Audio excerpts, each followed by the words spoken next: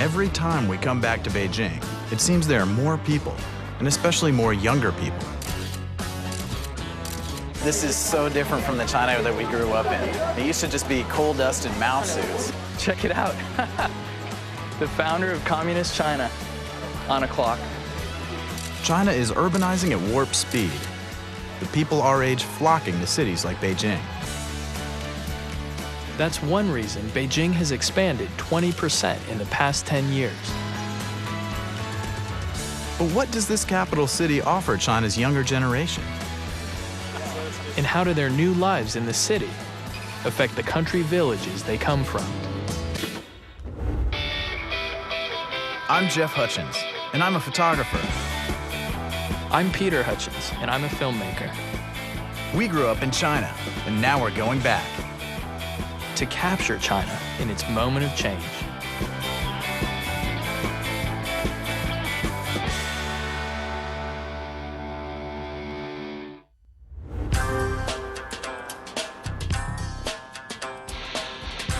It's hard to believe, but about 100 million square meters in Beijing are currently under construction. The buildings are newer, and the people are younger. Not bad for a city that's more than 2,000 years old. You know, we're 45 minutes outside of the center of Beijing. It's just this tidal wave of construction and development that's rolling through this area. I mean, even these farmhouse kind of things that we're walking through right now, I'd be surprised if they're still here in 6 months. And we've come to the fringes of the city to meet a group that's living on the fringes of society, a Chinese punk rock band. You can hear them pounding out the drums from here. I think this is the right place. So, you know, Subs is one of the few groups in China, the few underground punk bands to have a female vocalist, which I think is pretty cool. Yeah, I'm just curious to see how these guys see themselves, you know, in the context of modern Beijing. It might get a little hard to hear. The cheap rents here in the Tongzhou district have attracted a lot of artists, like Kong Mao and the Subs. There we go. Hey. Hey. Yeah, fine. Oh. Come on. Come out. Nice to meet you. Oh, cool. I'm ready.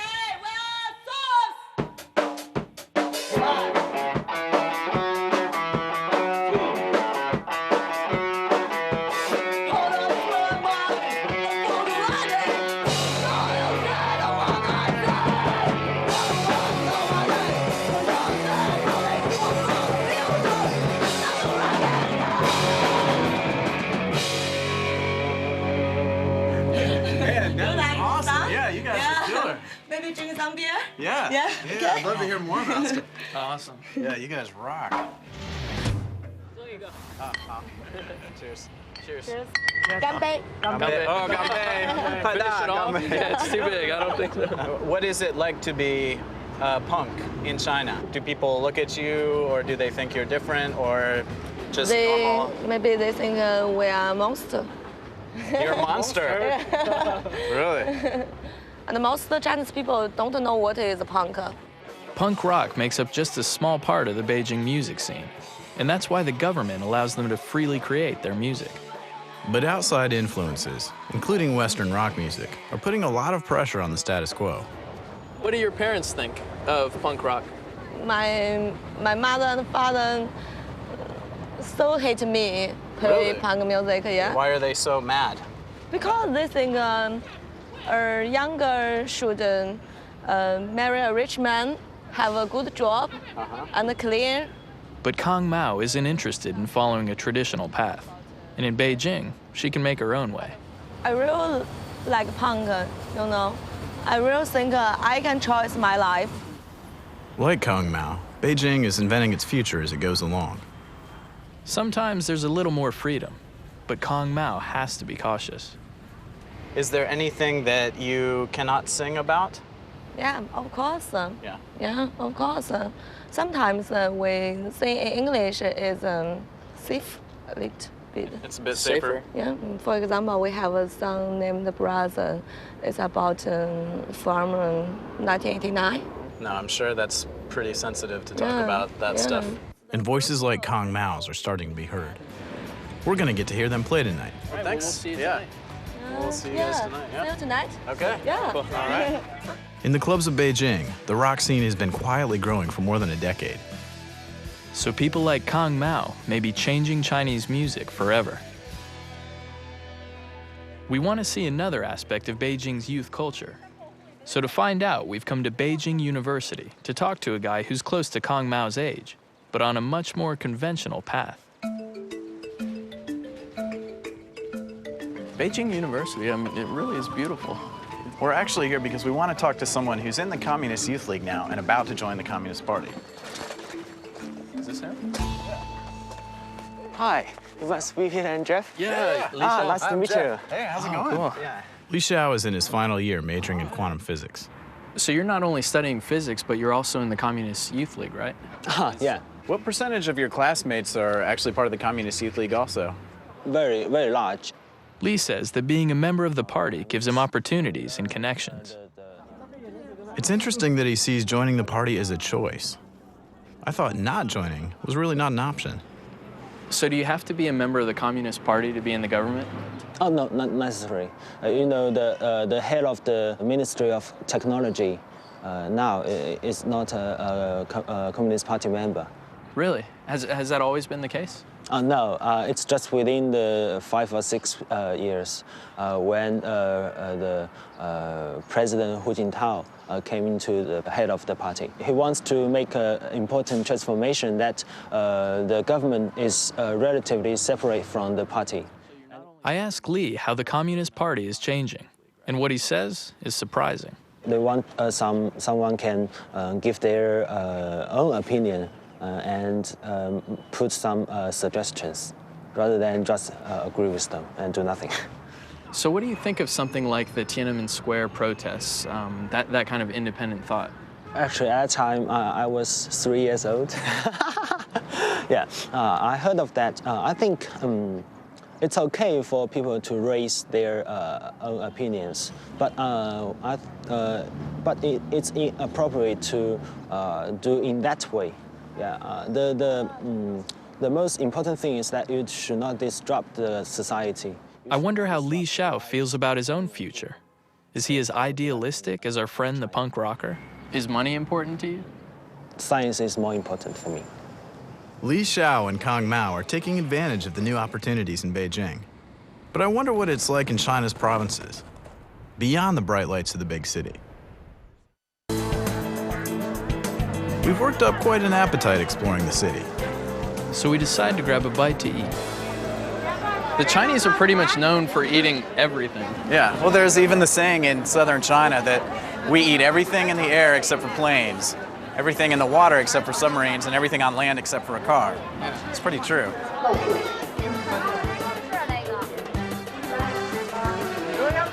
What's that one? Oh, okay, all right. This is very good. Oh yeah, let's. I'm gonna take your word for that. Let's stick on this side of the table here. Wow, starfish. 好吃吗？ Yeah, It's good. Starfish， 怎么吃这个? How do you eat it? 咬着吃，半开吃都可以。 Everything? It's not too bad at least.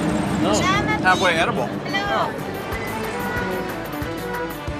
We're going from starfish to our favorite Beijing punk rock star.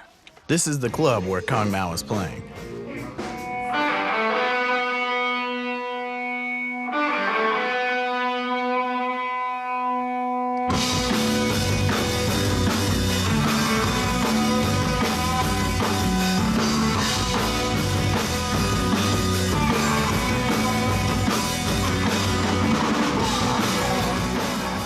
From the small crowd, it seems punk is still barely making an impact beyond the subculture. But Jeff and I are definitely in the spirit of things.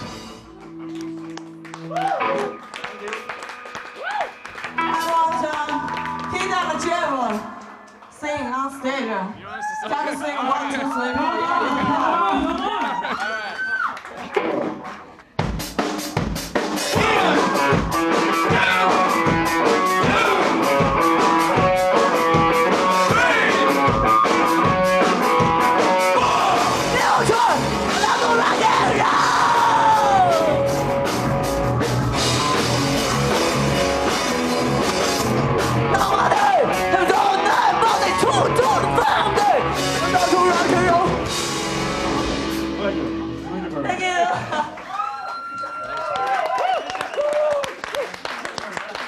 guys are awesome. That was was great. Yeah. You can. Oh my God. You like it? Yeah. Cool, but maybe stupid. A little stupid.太朋克了。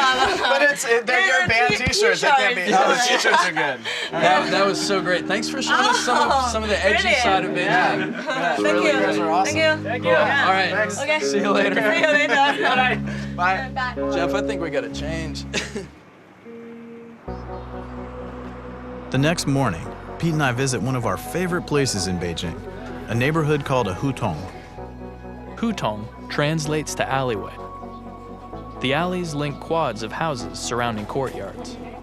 There are only about 400 hutongs left in Beijing, but they have an incredible population density, about 49,000 people per square kilometer. I love these old doors. And the reds and the grays. I mean, the hutongs have such a cool feel, like you feel in a back alley. Yeah. And it's so quiet too, which is the other thing that's pretty big contrast from the rest of Beijing. Yeah. But this way of life could be disappearing. China's urban population is exploding. It's expected to reach 1 billion by 2030. Some of the hutongs are being replaced by taller apartment buildings that house way more people than one-story, single-family hutong houses. More than 1 million hutong residents have already been displaced. I wonder what China's youngest generation thinks of the changes. 你好. 你们好. Hello. 你们做什么? What are you guys doing? 打球吗? Playing ball? 你们住在这儿吗? You do? You live here? 在那边住，那边。 Oh, you live over that way. You live over there. 我们可以看一下你的房子. Can we see your house? 可以。 Okay. Cool. This would be a cool neighborhood to live in as a kid, you know? Yeah. Just run around. You don't have too much traffic to get in the way of your soccer or Yeah. whatever you're playing. When the hutongs are demolished, kids like these often end up living in apartment buildings. 要是住楼房就都不认识，都不来往。 Oh, really? So if you live here, you have a ton of friends, you know them all, but if you live in an apartment building, you don't know anyone. In the hutongs, life is communal. It's all about connecting with your neighbors. Dozens of households share a single entrance and even public bathrooms. This is cool. Yeah, this is cool. This looks like one of the kind of older ones too. It's great. You know, they call these places 在园, which means eclectic yards. Because these used to be, you know, the courtyards of gentry, and then people just started subdividing them and building, you know, Yeah. all of these crazy places. Yeah. And it's neat how many families actually usually live in these places. You know, it's very cool. 哎你好，你好。哎，让他们玩儿去吧，你们跟他这说我。他是你的儿子，这是我的儿子，是老大，你有就一个有一个独生子。So they have one kid. 对，我叫 Peter。你好，你好，我叫 Jeff. 你好，你好。你住在这里多少年了? How long have you guys lived here? 我们在这儿才住了3年。 Oh, 哎， So you've lived here for 3 years. 你以前住在楼房吗？对，楼房。楼房。哎，为了他上学，上这边上辅学、小学上学。 So you moved here from an apartment building to the hutong. That's interesting. That's actually opposite of what so many people are doing. Yeah, exactly. In apartments, people have modern amenities, but they lose the connections at the heart of the hutongs. Some people don't want to give up the sense of community, even for the conveniences. I wonder how Wang Ying feels. 你比较喜欢住楼房还是这里? Do you prefer to live 老 here? 房子啊，现在这儿好，特别好。你的身体也好，哎，也好，比较好，哎在这里。 Really? So So you- she's saying your health is better. The health is better. 谢谢。谢谢。 Many people believe it's healthier in the hutongs because living on the ground floor is closer to the Earth's energy. 再见。再见。哎。 That's one of the things I love about being in China is it feels like you can just strike up conversation somewhere and people always invite you over. No one expects just two white guys wandering around to speak anything. This got to be where all the birds are flying to, this guy up on the roof here. Yeah. Should we see if we can get up there somehow? Yeah. 你好，先生，我们可以上来。可以，上来吧。Cool. Okay.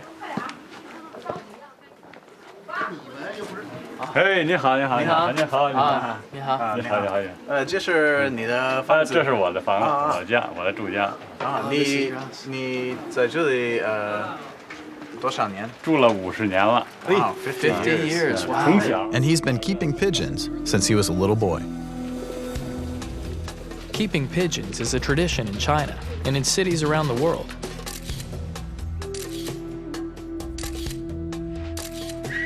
But I'll bet it's dying out as buildings get higher and higher, especially here in Beijing. How many pigeons? 有多少只鸽子？有40多只，40多 More 只 than 鸽子。 40. Given the stresses of modern Beijing, the birds help him relax after work. Do you prefer to live here or in like the newer areas? 所以我比较喜欢这儿啊。 This is where he Yeah. was born, this is where he's lived, and so of course Yeah. he loves it.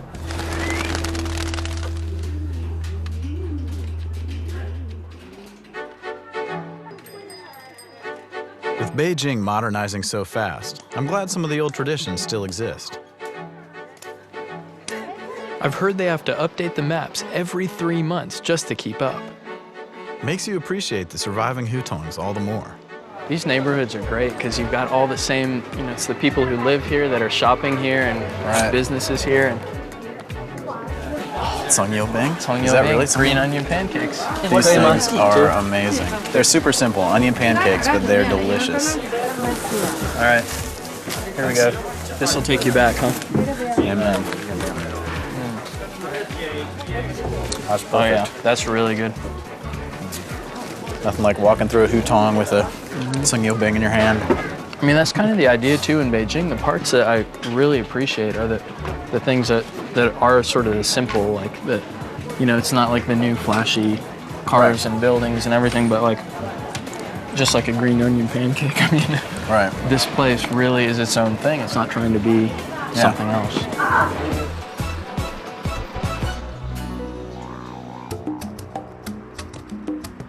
As much as we're enjoying Beijing, Pete and I are feeling a little run down. Yeah, well, we've been on the road for months. I mean, it only makes sense that we're feeling a bit sluggish today. I know, you're sporting headaches. I can't sleep a wink. We're thinking some traditional Chinese medicine is just what the doctor ordered. I've had insomnia for probably the last 10 years. About 10 years? Yeah, Oh, it's for just long- taken me a while long to make an hist- appointment. Yeah, long medical history. Heaviness, soreness, sometimes The doctor tells me I might feel some heaviness or soreness. Okay. Yes. Yeah, right now it feels like Yes. pins in my face. Yes. Acupuncture has been around for at least 2,000 years. It's believed to have begun in the Stone Age with the use of a sharp stone to treat disease. And now it's used to balance qi, life energy. Some modern studies suggest that acupuncture stimulates the nervous system, which emits biochemicals that promote healing. Okay. Ooh. What kind of feeling? That one was a bit, didn't feel good. Dr. Wu Li Hong uses a special method to unblock my qi so I can sleep. He applies a very low-level electric charge to the needles. I can feel the electricity coming through. It's like little pulses. Definitely stronger than a shock.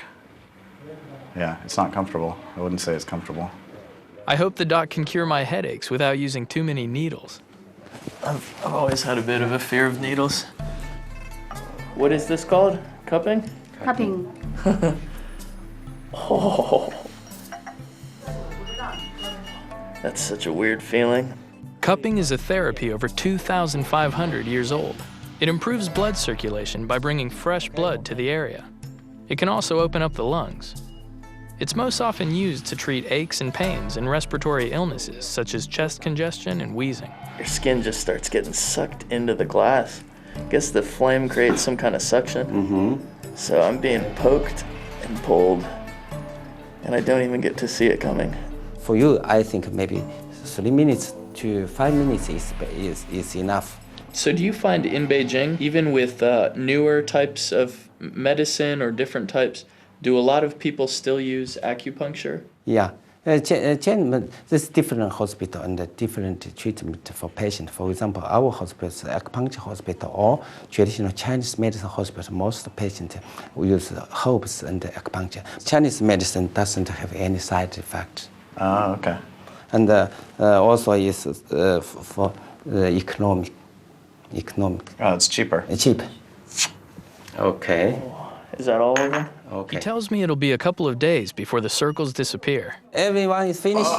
Thank you so Yeah, much. you're welcome. Welcome. Cool. Oh, okay. Yeah, thank you very much. You're welcome. That was great. So I should sleep okay. like a baby. Okay, I hope you have good sleep for tonight. Thank you. Okay. After a treatment that puts us a little outside our comfort zone, we're ready for some Chinese comfort food. You getting hungry? Yeah, I could definitely go for something to eat. I think there's the dumpling place just up the road, the Jiaozi place. Yeah, it's not too far. Unless this is it. No way. I sure hope this isn't it. Oh, this is totally it. Jeez. You're kidding me.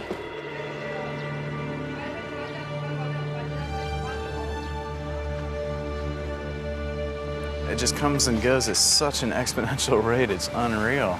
Yeah, I mean, this was here like, what, a year ago probably? You want to at least explore it?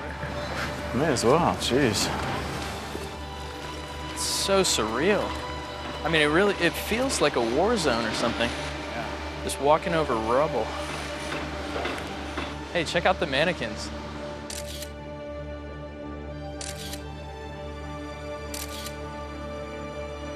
You know, the amazing thing is this is physically what change looks like. The speed of change is staggering too. In just 2 years, 120,000 homes were demolished, and more than 300,000 people were displaced. With all the destruction, it's good to see this hutong restored instead of torn down. I wonder whether people will miss the old architecture and the way of life once the newness wears off.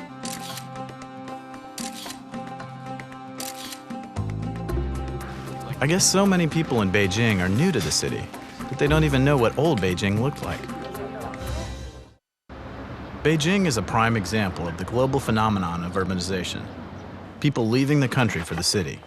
And it's crazy to think that so much of this work is being done by the migrant laborers. You know, they actually call them the smokeless factories.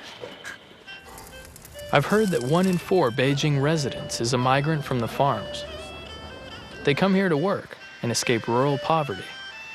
We're lucky enough to meet one of the migrants to find out what he thinks of all this.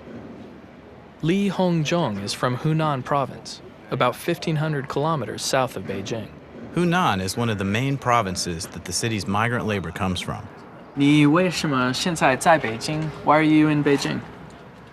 因为打工，因为在这里打工的。 Okay, so he's here to work, basically. 你比较喜欢北京还是你的老家? Do you prefer Beijing or 北京。 He likes Beijing, but he misses his family. So what he likes about Beijing is, you know, there's things like Tiananmen Square and there's a lot of cool things you can buy, but the tough things are it's actually hard to find work. There's so many migrant laborers, and then things are really expensive here too, so the money probably doesn't go very far. So it would take a long time for the people of Beijing to do this without all of the outsiders coming in. 你的父母在什么工作? What do your parents do? 我的父母就是在老家种地的。 So they're farmers. I guess they probably are just barely eking by, and so for him to come out to the big city in some senses and work out here is going to be one of the best ways for his family to survive, really. Mm-hmm. 再见. It must be such a culture shock for people like Li Hongzhong when they come to Beijing from the provinces. Especially when they have to work on a skyscraper, like this one. We're going to have to venture out beyond the city walls pretty soon to check out rural life. Meanwhile, we can see why the migrants come here for work. About 100 million square meters of Beijing are currently under construction. But the people who will live and work in these buildings will be from a very different strata of society. They'll be Beijing's wealthy elite. You really do see cranes everywhere here, don't you? You want to get up there? Hell yeah.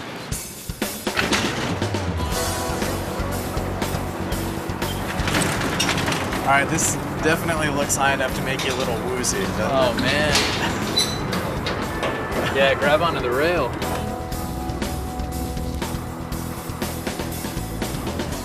All right, Pete, don't go teetering off. Mom would kill me if I lost you.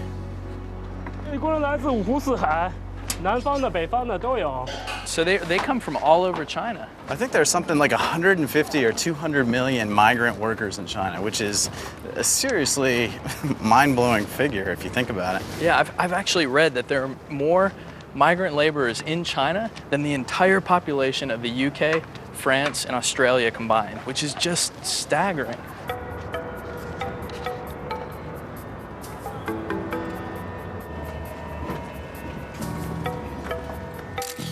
Looking out over the city makes me think of how far away the migrant workers come from.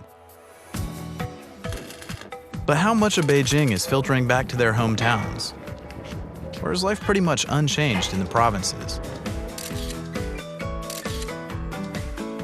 We're going to find out.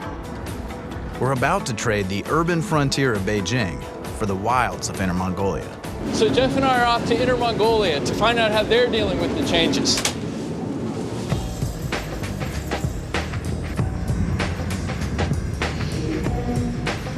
I love Chinese trains. You got your hard seat, your hard sleeper, and thankfully, Pete, we got the soft sleeper. Yeah, I think we've done our time on the hard seats, Jeff. Plus, it sounds like this might be the last bit of luxury we get on this trip. All right, this is us, number 4. Wow. I forgot how small these places are. I can't believe we used to fit the whole family in one. Jeez. We're heading as far from Beijing as we can get, for some perspective. Our destination is Inner Mongolia, Beijing's polar opposite, you could say. It's about a 30-hour train ride, and my brother is making it seem even longer. What? Oh, come on. A pond does not move like that. That's the jumping pond of Asia. You haven't heard that? There are a whole new set of rules for here. I can't believe you're cheating all the way out here. All right, fine. Well, if any piece can move anywhere, take that. Fair enough. As our chess game heats up, we're thinking about how cold our destination is. I can't believe we're about to go to a place that has 130 frost-free days a year. This is gonna kick our rear end 6 ways from Sunday. Yeah, so that means 2/3 of the year this place is frozen solid. Frozen solid like your king. Checkmate. What? Our games never last long. Man, this is ridiculous. After a 30-hour train ride from Beijing, we're traveling almost 2 hours from the train station in Hailar to the Bayanhushua village. We've changed modes of transportation, from a train to a camel-drawn sleigh. I must be dreaming. Back in the 12th and 13th centuries, Mongolia was the home turf of Genghis Khan. Look at all this space. Inner Mongolia is China's widest province, and there is nothing out here almost. Talk about a place that's frozen in time. It's more than 30 degrees below 0 Celsius. I mean, there's nothing to stop the wind out here. It just kind of stings your face when it hits. Yeah, my eyes are constantly watering. I tried pulling down my mask, but there's no way. It's just way too cold out here. You know what kills me is we've got camels pulling us, and I completely thought camels were a desert animal. That's the thing I love about China. The contrasts are so extreme. One moment, we're in a fast-moving metropolis, and the next, we're on a frigid steppe. Our guide is Zhao Jing, a native Mongolian. So, Zhao Jing, are you taking us to their village? Yes, taking to Bayanhushua village. They are celebrating another meeting. Nadam translates to 3 games of men. No kidding. It's an ancient nomadic version of the Olympics. Athletes compete in 3 sports: archery, horse racing, and wrestling. But Nadam is traditionally held in mid-July. Why on earth would they hold it in midwinter? Right now, even Zhao Jing is freezing. In winter, you usually what? Staying home. Don't go out because it's very cold. Bayanhushua village, our destination, is in sight. And we've never been so happy to see a yurt. I just hope it's warm inside. I'm so glad we're here. Yeah, about time we get warm. Sure is. This place is cool. Yeah. So can we go in? Yeah, I must tell you about some taboos about this Mongolian yacht. Okay. There's some taboos before we go in? Okay. Yes. You can't, if you enter the Mongolian yacht, you can't touch the threshold. And you don't take your whip into the Mongolian yacht. And the man must sit in the west and the woman must sit in the east. And you can't touch the children's forehead, okay? Okay, and no cursing the horseman's dog, too. Isn't that right? Yeah. I thought I heard that one time. Okay, so leave your whip outside, right? Okay. And don't touch the children's foreheads. Yes. Especially not with your whip. 你好，谢谢。你好，你好。你好，谢谢。你好。So we sit in the west. That's right. Yes. A woman sit in the east. Okay, great. Zhao Jing says the reason is that the east side of the yurt is where the women keep their cooking utensils, while the men store their gear on the west side. Zhao Jing translates both the Mongolian language and local customs for us. All right, so what am I supposed to do here? Yes, Or do I when you just drink drink it? this, you should use your first finger and then dip it. Do like this. It means respect to the heaven. The second, it means to respect to the earth. The last is respect the ancestor. Yeah. So, one to heaven, one to earth, and one for my ancestors. Eat it up. Eat it up? Yeah. Okay. The spirits pack quite a punch. That's strong stuff, isn't That it? is very strong stuff. Okay. Very good. Put it like this. So we wear this, okay. Offering a blue ceremonial scarf to a guest is actually a Mongolian sign of respect. Feel very regal, Jeff. Yeah. I think things are about to change a lot more. They just discovered a huge coal deposit nearby, and with all the new people and machinery, it may be hard to preserve this culture. So, Zhao Jing, you said they were expecting us for Winter Nadam. Is Winter Nadam a tradition in Inner Mongolia? Oh no, modern. It's only for the tourism. Yeah. Only for tourism. Yeah. So they've changed the old festival. I mean, a festival that's been around since Genghis Khan. It's hard to believe, but in the year 2000, the Chinese government started a Winter Nadam just to attract tourists. It's yet another change in lifestyle for a people who were once nomadic herders. Well, I mean, if you think about it, so much of their lives have changed over the last, 20, 50 years, basically. They used to be nomads. Now the Chinese government seems to have, kind of collected them and made them stay more in these permanent settlements. And now it looks like tourism is basically, kind of the meat of their livelihood. In this area, tourism has provided some jobs, but in other parts of China, people have to leave their home provinces to work as migrants in the cities, like the workers we met in Beijing. Zhao Jing, do they get a lot of tourists here? 几千人，1000多人1000多，就要2000多个人。 ，2000多人是吧？ 1,000 or 2,000 visitors every year. 2000, yes, 2000. Wow. Yeah. It's time for Nadam. But today it's just us. Maybe it's too cold for the tourists after all. Well, we're definitely up for it. Let the manly games begin.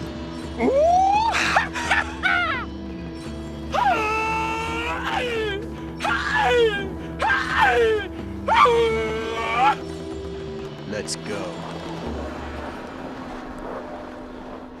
All right, here we are at Winter Nadam. Yeah, and as far as the wrestling goes, it looks like the only rule is the first person who hits the ground is the loser.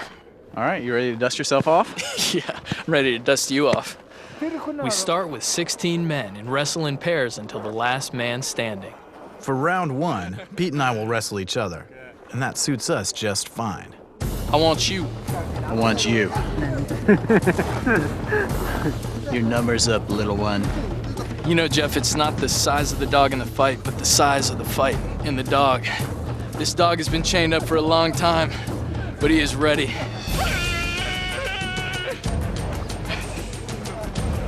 You ready?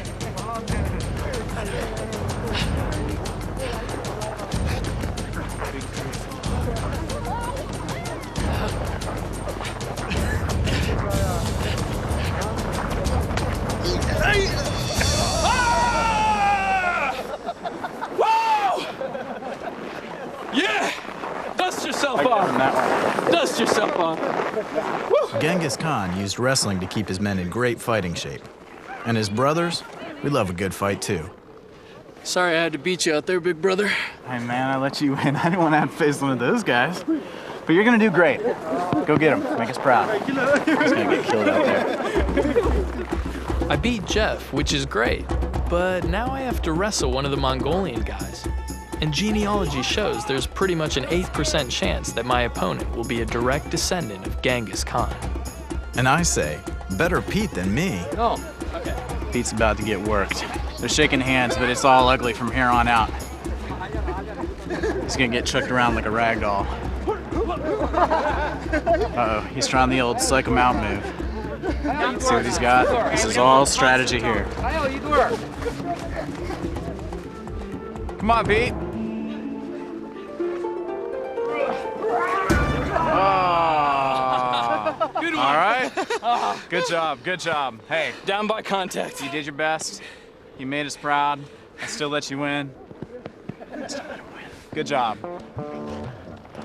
How can we be dressed like this and not walk into the sunset? You know, Jeff, I think Genghis Khan would be proud of the Hutchins brothers today. I think you're right. And I think my pants are falling down. You know I let you win. As temperatures drop overnight, we're glad to be snug in our yurt. Looks like one high-calorie platter over there. I guess you have to eat food like that to stay warm out here, huh? Do you mind pouring some tea? Yeah, I'll get that. That's that yak milk tea, isn't it? Yeah. This stuff's good. Tastes like salty milk. That's not too bad. You want to call it a night? Yeah, let's do it. Let's go to bed. You all set? Yeah. Today is the archery competition, but I doubt Pete and I can beat Genghis's kin at this game either. Oh, whoa. Jeez, That was right on. Shot. Holy cow. Whoa. Man. All right, these are the guys we got to get teaching us. Yeah, for sure. So the last time I did this was whittling my own bow and arrow when I was 5 years old. Okay, I have it upside down, that's a start. Like this. So straighten the arm, straighten the head. Okay. Hey! Whoa! Whoa! Oh. See, that's what I'm talking about. I just hit the target. I know you did, good job. I almost hit the two guys standing over there. Wow. Oh, a little high, a little high.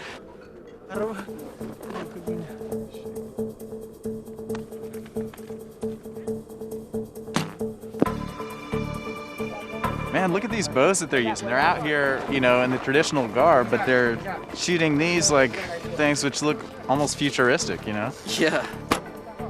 The modern bows seem like a sign of change, but the sport itself is deeply rooted in the past. I mean, they used to do this training for archery to keep their skills fresh for war, and I imagine they also use it to hunt out here.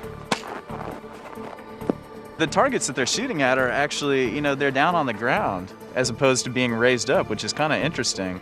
I mean, that must be the kind of level that they hunt on, you know? Just a lot of ground kind of animals running around. Yeah, maybe back in the day they would have shot at person height, but I guess there's not much reason anymore to be warlike.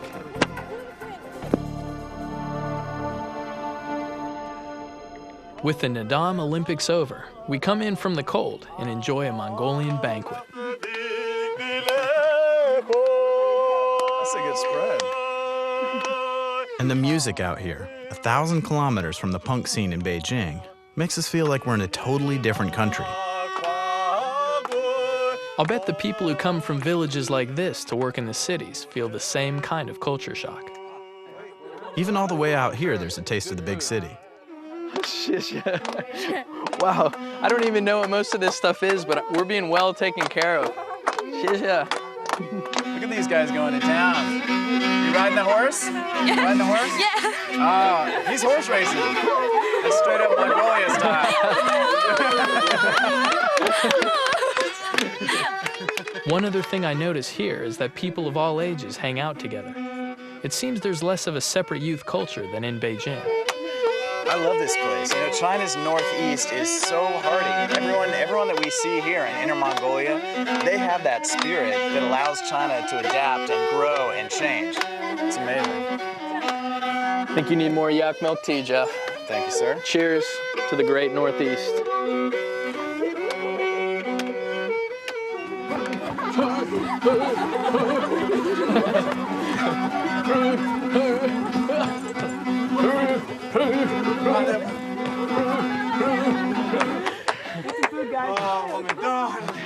Everyone's been so kind about including us in the festivities here.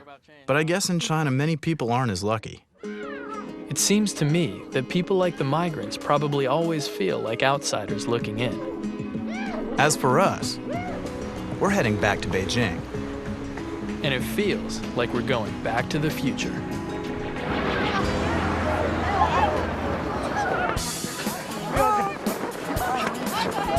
In the provinces, we discovered how hard it is to make a living. But some people who come to Beijing really make it big. We're about to meet one man who made his fortune here. And some young people who came to the city to become big stars in an ancient sport. But these young people are turning the sport on its head. Literally. What are you guys up to? They've all been doing this since they were little, and they start with one plate and then two plates. This looks pretty tricky. Okay. Chinese acrobatics have been around for at least 2,500 years. Plate spinning was one of the earliest acrobatic arts. So all of these plates and stuff, this came from everyday objects that people found around the house and then started playing with. So that's a good way to dry your dishes. The practice plates are plastic and designed so they're easier to spin, but not for Jeff. All right, this is actually what we want to be doing. A lot of the young acrobats are from rural Sichuan province, where they learn this ancient art. But they made it new and exciting for Beijing audiences. Jeez. I can't figure out how to do it. All right, now look, they just keep getting more and more spectacular. No way. Watching them perform, I can understand how China has become a top international competitor in acrobatics. She's sporting an entire tree with 4 chicks. That is insane. Look at her concentration, too. She's just totally keyed in. Just hope she doesn't sneeze. Oh. The acrobats tell us they love being here with other people their age, coming up with new ideas and perfecting their art. I think we should show them some of our acrobatic moves. Are you ready? I'm ready. I'm ready. And go. Go. Lift me up. Okay. Concentrate. Whistle. All right, I think she's going to try and get on my head.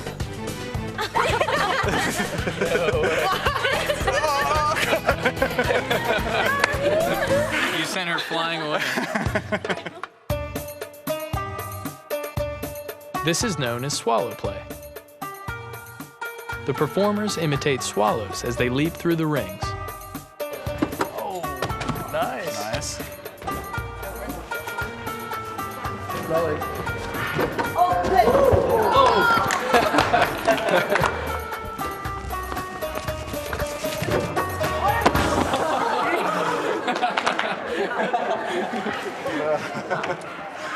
Grace. It's all about grace here at Hutchins Acrobatic School. All about grace. Those acrobats were just amazing. But everything about this city is. It's really a place where people come to realize their dreams. And for some, that means capitalizing on Beijing's newly cosmopolitan tastes. Man, that's a pretty nice place. It's only been in the last 10 years or so that there's been this creation of a new wealthy class in China. So Jeff and I are going to meet a guy named Henry Lee, who's part of Beijing's new wealthy class. How did you first come to Beijing and start making your fortune? When I came to Beijing in 1995, one day I was walking down the street of Sanlitun, right? I found this little bar there was empty, nobody. So I asked them, I said, is this shop for sale? They said, yeah, for sale. So they sold it for me for 10,000 RMB. Wow. So that's how I get my my first place to going. So when you're wealthy in China, does the government watch you more closely than if you're not? No, people like you, you know. People always like to shake rich people's hand, you know. And being rich is beautiful, you know. You live in a bigger room, you know, you have a maid, you know. You can dine in a restaurant, you drink champagne, you know. I mean, what's wrong to being rich, you know? I mean, it's a wonderful feeling. Henry offers to show us a night on the town in the posh clubs of Beijing. This is Henry's favorite hangout. It's a far cry from Kong Mao's punk rock club and the yurts of Inner Mongolia. But it's fitting for a communist capital that seems ever more capitalistic. Urbanization and newfound prosperity are changing the very character of Beijing. In many ways, the city seems to reinvent itself every day. This is so different than the Beijing we used to come to when we grew up. That's nice. As long as you have a dream, this is a wonderful place. It's better than Hollywood.